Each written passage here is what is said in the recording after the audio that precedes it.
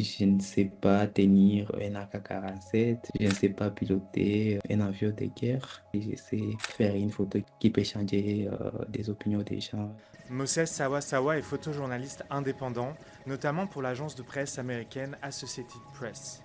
Depuis mai dernier, il documente l'épidémie d'Ebola dans la province de l'Ituri, épicentre de la crise qui secoue l'est de la République démocratique du Congo. Il raconte l'histoire derrière ces photos.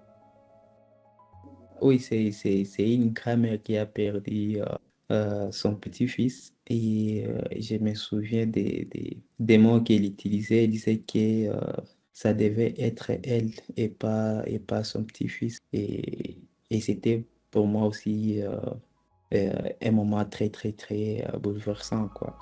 Le contact avec les corps des personnes décédées fait traditionnellement partie des rites d'entrée dans le deuil. Cependant, les dépouilles restent fortement contagieuses après la mort. Cela rend les enterrements très difficiles pour les proches. Tu viens pour la visite, tu restes à 2, 3 mètres de ton proche. Et quand il est mort, tu n'as pas droit même à toucher au cercueil, quoi. L'équipe de la Croix-Rouge, les après-midi, ils ont enterré des corps.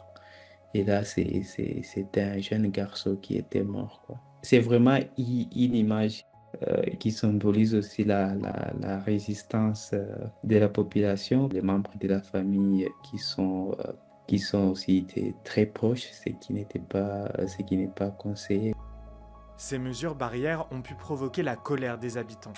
Ce jour-là, Moses a photographié un centre de santé qui venait d'être incendié par des habitants qui voulaient récupérer une dépouille.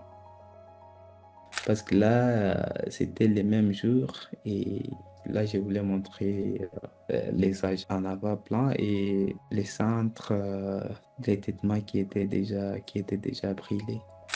Et ils ont bravé cette peur, ils ont continué de travailler, quoi. Dans cette riposte, ces agents sanitaires, sont des héros, quoi. Parfois, on a envie de pleurer, parfois, on a envie de compatir, mais je pense que j'ai fait juste mon travail et pour que le monde soit au courant de ce qui se passe dans la province d'Ituri et en République démocratique du Congo.